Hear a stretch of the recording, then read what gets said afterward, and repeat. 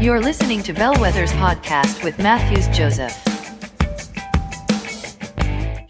Hey there, people. Welcome to Bellwethers podcast. This is Matthews Joseph. Thank you so much for tuning in. Today we have our great visionary and great artist with us here, Chandler Boyce, the founder of Stop Bad Church Graphics, a movement that is actually, helping churches stop their bad church graphics and helping them develop better graphics. So yeah, it's a pretty funny name, but the mission and the vision is in that statement. So I think it's like a pretty cool name. He's also the president of Free Church Media that was started sometime between 2018 and 2019. So he's a great artist, like I said. He's a pastor, and he's been almost 10 years in the ministry as well. So without further ado, welcome Chandler to Bellwethers podcast. Thank you so much for being here with us. Matthews, good to be here. Honored to be here. Excited, and appreciate you reaching out and taking a chance and, shooting me a DM. Always great making new friends over DMs. It's kind of funny because I've got quite a few of my really, really good friends over the last few years that have just come out of, just reaching out on social media. And so I'm excited to be a part. And I do want to make one caveat. I am not an artist. Let me tell you something. You do not want me designing anything for your church.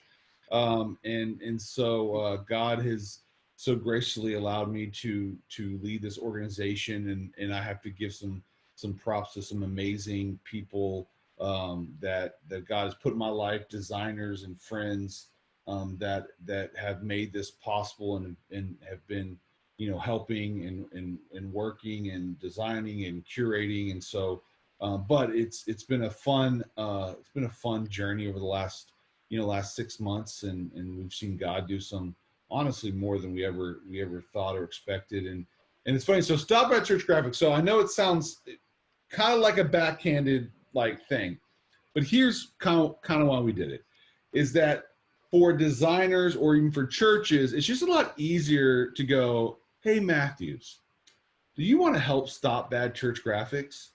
And you go, well, of course. And then I go, great, donate your graphics to us and we will give them to thousands of churches. Just an easier pitch. It's more fun than me giving my elevator pitch about Free Church Media, and you're like, I don't really, okay, cool. It's just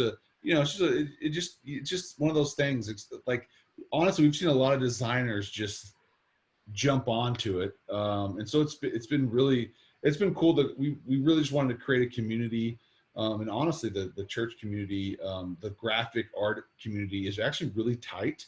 And even for a non-designer, I find myself creative, but just not that way. I found it really fun. I've made a lot of new friends in the realm of designers, and there's so many great people out there. So shout out to all you designers who donate to Stop Bad Church Graphics. You guys are amazing. Oh, that's nice. It's like kind of a direct marketing move, so, it's like Stop Bad. I think that's pretty brilliant. But I really loved it. When I saw Stop Bad Church Graphics, I was like, it was a pretty long name on Instagram. So I was like, okay, man, that's pretty long for an organization, for a profile. So, I see a lot of people with different weird names. It was like something that caught my eye. So when I looked in further, I could see the work that you guys are doing. And, as we had the conversation the other day, you were telling me, Free Church Media has actually impacted, is being actually used by almost 100 countries around the world. That's a great achievement. Churches from 100 countries, that's 207 sovereign states, and 100 of them are using Free Church Media. It's huge. It's something huge for you guys. I'm especially happy for what you guys doing and what your organization through a nonprofit is actually doing. So I think it's actually absolutely great. So, do you mind sharing the quick flashback, the backstory behind, both of these organizations as they came up almost at the same time, just a quick flashback. Yeah. So how we kind of got here today is one of my friends who was actually our vice president. It was started back in 2016 because he saw a need that a lot of churches, especially youth ministries, didn't have access. They didn't have the staffing, the money to have graphics and sermon series and small group notes for their youth ministries. And so he started it and launched it. And I mean, he was really the visionary and the person who started. And the funny thing is he's also was a pastor. He wasn't a designer necessarily. And so he started and he ran it for a couple of years, and then he was taking over a church, becoming a senior pastor. And so the organization I was part of, he was just like, hey, why don't you guys take it? You guys will keep running with it. And then in 2019, so last year, we were rebranding, wanted to relaunch, and wanted to really, take it to the next level.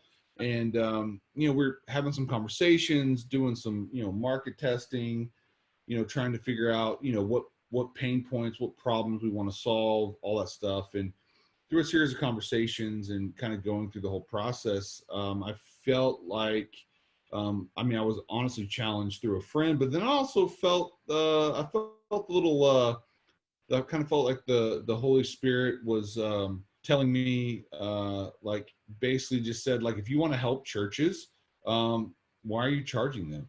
And so we decided to go, okay, so what does that look like? And so we let's see, that would have been in about 2 months, probably September, October of last year. So about a year ago, we decided to go, we rebranded, and had an amazing group of people that pulled it together and offered it for free. And then, some of my designer friends that were helping us out, we had jokingly been saying, stop bad church graphics. Like, it was just kind of a joke. Like, we just got to stop bad church graphics. So as we were talking, we're like, man, that's a great way to, like a great movement kind of statement. And because what we were doing is we were creating graphics, but we were also curating graphics from churches. So I have a lot of friends, a lot of connections with churches. So I was going and saying, hey, would you want to donate, contribute graphics? We'll take them, build them out, package them, all that stuff. Well, we were trying to figure out, how do we get designers on board? So this was kind of the movement to rally designers that maybe, they want to help, maybe they've got a old hard drive of graphics that are just sitting dormant. And hey, if you'll give them to us, we'll put them up. We'll give you credit. We'll send you a little like thank you card, and get you a little patch like this. And it's been cool. We've got quite a few people that send in stuff, and we repackage it. And so yeah, it's been a fun ride, man. It's been more than we ever expected. Oh, that's pretty cool. The story is like, that's pretty interesting. I think it serves as a huge motivation and inspiration to a lot of people around the world. So, I think, just shared the backstory about it. So, while you guys did a revamp, while you guys, did a complete restoration and, a complete turnaround, how has the vision of your organization, how has the vision of Free Church Media and Stop Bad Church Graphics changed over the years from 2016 to 2020? It's really just changed in the last, really changed in the last year. I think the heart of when even Landon, started in 2016 was he saw a need and a problem that there just wasn't, not just free, but there wasn't like somewhere for youth pastors to go where they could get like relevant, edgier, good looking, attractive graphics. And there's some, and we're not hitting, we're not trying to bash anybody or whatever. We just felt like there just wasn't anything out there that was like just a little bit in the game, like ahead of the game, that was a little bit edgier, those, just a little bit more culturally relevant to, probably more of a younger group, which that is definitely a part of what we're doing now. I think, obviously we're kind of moving into, we've kind of broken up into like a 3-tiered kind of design phase. So we have like the very trendy, like, might only last a year or two kind of designs and sermon series and stuff like that. And then we have kind of like the, very sharp, could be used across different, whether it's youth ministry, young adult, maybe even Sunday, church on Sundays. And then we have what we call and this is no way a denominational bash, but the Baptist lane, where it's very much like, we're going to go through the book of Romans or Jonah, or it's like, fish and loaves. It's very like more generic, but all very attractive. But we try to hit that range because we just felt like a lot of other places we went to were either boring, simple, or everything just looks the same. And we realized that every church is very different in their style and who they're reaching and their demographic and their location and who, it's all, are you talking to suburban kids? Are you talking to hood kids? Are you talking to, country kids? Or, it's just all very different. Wow, that's actually very nice, how you have to the three categories, how you want to do it. I mean, it's funny in one sense, but at one sense, I think it's like pretty nice too. I mean, so people have an idea of the content they want. So, different denominations might be there. I mean, nothing offensive against them, no offense, but, No. they actually know what content they want and they can get it. It's not like, they don't have to go through and search through, infinitely thousands of templates and then not find and be disappointed by and drop after seeing 100 of them. But, rather than that, the categorization was actually, I think that's a pretty brilliant move, according to me, I think it's like pretty cool. Yeah. Cool. No, it's been cool. Yeah. So how has the arrival of applications like Canva, Adobe Spark, and things like these has changed church media?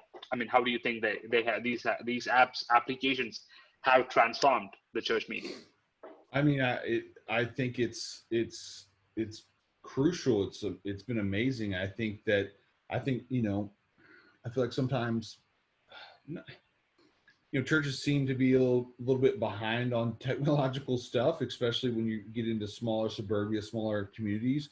I know that for, the church I was originally at, I was overall social media. So that was social media for, our like youth ministry, church, our college, our camps. There was probably 30 accounts, and trying to create content for that every day, all day. It's a lot. But now, that Canva, I can set up a free team on Canva, get a free account because it's a nonprofit. I can do the same thing on Over. We had Adobe Spark, which obviously, that the Adobe, we had to pay for the account and we got discounts because we're, whatever, but it was still expensive. But with all that stuff, it just makes it easier to, to make things look better, to add motion. A lot of options. I think, even for us and Free Church Media, I feel like there's still a lot of educating and informing people to do. One of my friends he's my lead designer and really helps with marketing. He actually just launched a master class, kind of a consulting class, to basically teach churches and pastors and people how to design on your phone. So you can use Canva and Over and really teaching those principles. So that way, maybe you can't, because some churches will never be able to afford like a professional designer. Like, it's just not going to happen. But you can teach people if we can give them the tools. And so that's one aspect of our organization that we're really starting to focus on, is not just giving people the tools. Like, we don't want to just give people the fish. We want to teach people how to fish. So it's not just like, here's this stuff. It's like, hey, here's some stuff. Now you can make it better, do it different. And really, so we're really trying to help educate churches on how to use Canva and the importance of it. And it really can save you a lot of time, a lot of money. So it's been huge. I think it's just going to continue to become even bigger. Wow, that's actually, very nice. I mean, with the arrival of these apps, I think even we design most of some of our posters and some of our posts in Over and Canva. I mean, we think it's like, it's pretty easy. I mean, in 20 minutes we can get stuff done, the simple stuff. Yeah, there are sometimes, you actually go for hours on one single post. There are sometimes that happens, you know.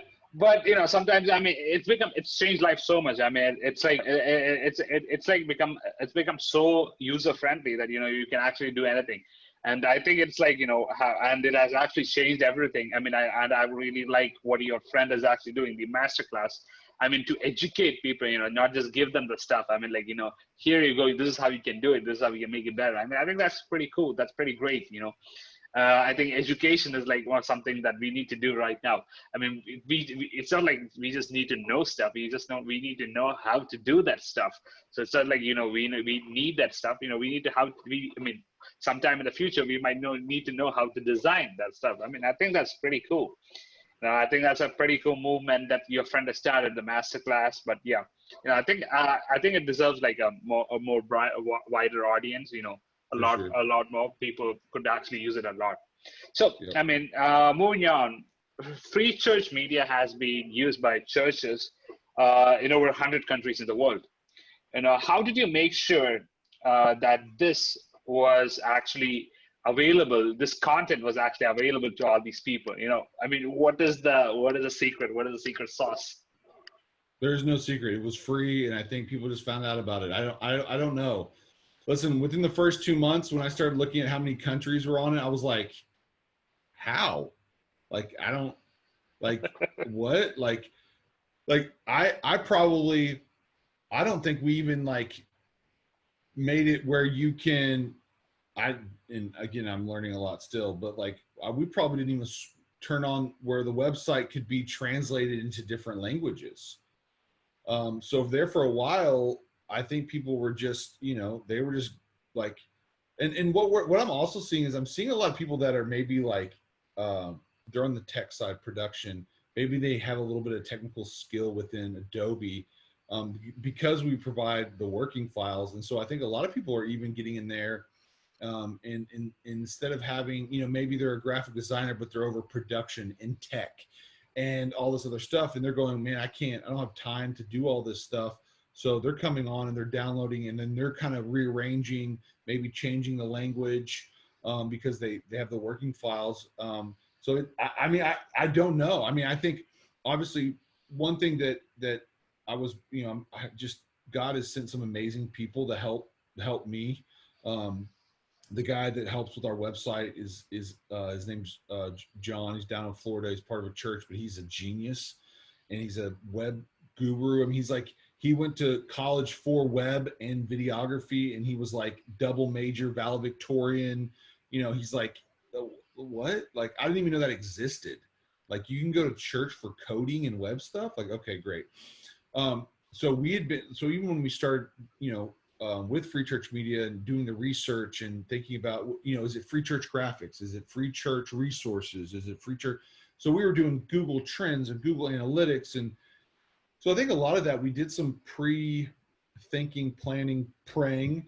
I think the secret sauce is always the Holy Spirit, and making sure that he's in those conversations. And honestly, we've our SEO is decent. We've been, we're a nonprofit, so thank God Google gives you $10,000 a month in free Google ads. You better believe I snagged those like week 2. So we've been running those, but then even that, one of my friends, he's setting up he's helping me with that. And we're kind of even, eventually we're going to help churches set that up so that, whatever. But I don't know what the sauce is. I mean, honestly, our hope in the next year is to really focus more on tailoring our stuff to, I think, probably our biggest markets besides the US, Canada, or English speaking, English native countries, is going to be Spanish, or, because we've got a lot of people, churches, and a lot of connections in, really even outside of Mexico, more like South America, and then Portuguese. The listen, Brazilian people, Portuguese people are amazing. They are so supportive. They are so creative. And that's kind of one, God has sent some amazing Brazilian people in our lives. And we're actually supposed to go down to Brazil this year. I was supposed to go down to Peru and Brazil this year. And obviously Corona busted that up. But we will get down there probably hopefully next year. But we are, I don't know, I can't tell you what our secret sauce is, but we are in our business plan is we want to get to a place where we can have a Portuguese section, a Spanish section, and then just really keep going. We've made some connections with the people in Germany, so I don't know, man. I wish I had some like secret sauce, but dude, it just happened.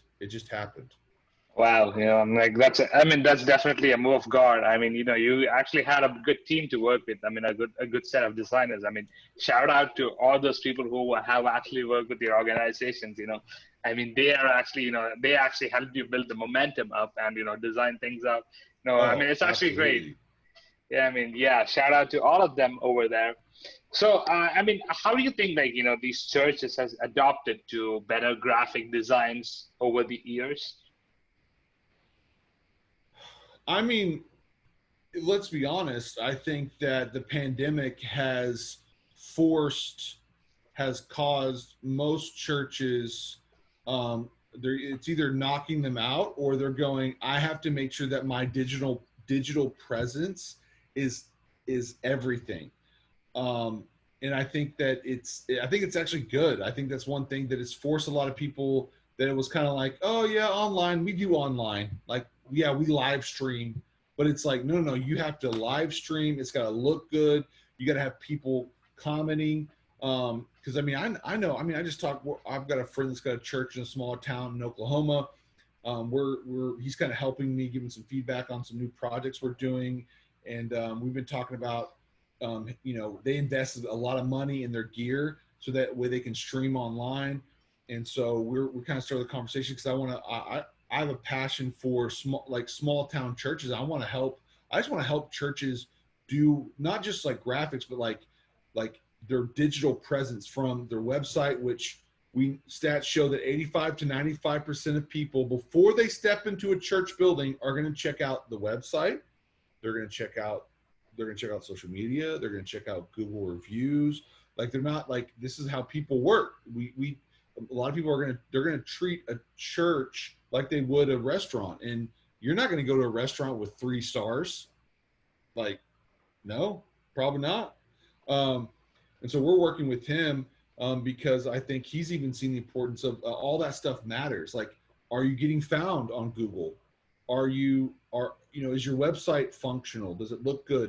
Can people find out what time, where it is, when it is, who it is, like all those things. And so I think this has been this pandemic has pushed and has proven how well people are doing online. And so I think churches are realizing, and we've got to step up our digital, engagement, digital experience, digital expression, because at the end of the day, this thing's going to go away at some form, and people are going to come back to church. And why not take this as a step to reach more people online? And people are, I think people are doing it. So I think I think a lot of pastors are going, oh, this matters. Like, this really matters. And I can reach people. Like, I mean, even this smaller church in Paul's Valley, they've got people across the country that are watching, that are started giving to their church, call themselves part of their family, and they live in like New Jersey. What? That's mind blowing. But that's the power of having a good presence online and making sure that your digital expression matches that of your church, and the fact that Jesus is good news. And so your graphics, your website, your videos, they should be good. Not great. They don't have to be the best, but they should be good. Oh, well, I think that's like a pretty big piece of advice. I think that's a very valid point what you just shared. I think a lot of people might need to hear that. I mean, in this situation, most churches, all around the world are still looking forward. Still looking to reopen, but they're like still in their online presence phase. And I think I think these actually with better graphics and better sermon graphics, better videos, better titles. I think it's going to make a bigger impact in these years as we see, because as I see, most churches have already adapted to the betterment of these, and now now there's no going back. They're gonna plan to upgrade it more further, and they're gonna. Almost every organization that we see, I think they're gonna upgrade it better and better over these years. I think actually that's great. So, so here's something.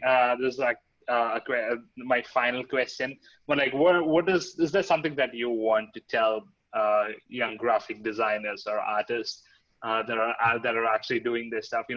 As a piece of advice, or as I would say the golden words from Chandler Boyce. I think that and it's been fun because I've gotten to be around some young designers. I've made a lot of designer friends, so I'm learning a lot about the nuances and in the issues and struggles, and even the tension between being a creative, a designer, and your pastor, and what does look good in your opinion. And I think that I think you got to just start making stuff, and if you're passionate, you just start creating. Don't wait for stop waiting for jobs, stop waiting for people to send you requests, and just start designing. Don't ask for permission to design something. Go after those jobs, or maybe you're a part of a church. Man, stop waiting. No excuses. Just start making stuff and designing stuff and throwing stuff out there and filling up a portfolio. I think that with Instagram and things like Behance and all the other random graphic, show off, Fiverr, all that stuff, man, I think I tell graphic people and video people, especially if you're a videographer, you can kill it online. And man, create and post and tag and do this. Be friends with some of the great designers and encourage other people. It's not a competition. There's enough jobs and opportunities out there for everybody. But man, just start creating, start posting, start encouraging other designers. Keep learning, keep challenging yourself. I think that a couple of the great designers I know, especially Josh, aka look him up, Bright Cole. What I respect about him is he's been in the ad agency, marketing ad world for over 10 years. He's got his own side business, and he is always learning, growing, new tools, new tips, new tricks, trying new things, doing the pro church media, the PCM challenges, and he doesn't stop. And I think because of that, God's promoted him because he's a great man, great Christian, great leader. But because I think he's humble, he's encouraging, and he's just creating and creating. So I think for young people, man, just keep creating, keep learning, and put your work out there. Some of it's going to be good, some of it's going to be bad. And guess what? If it's bad, take it down, do it over. It's the world that you live in. Don't get your feelings hurt, because if you believe that you're supposed to do it, you just gotta go after it. So that's what I would say.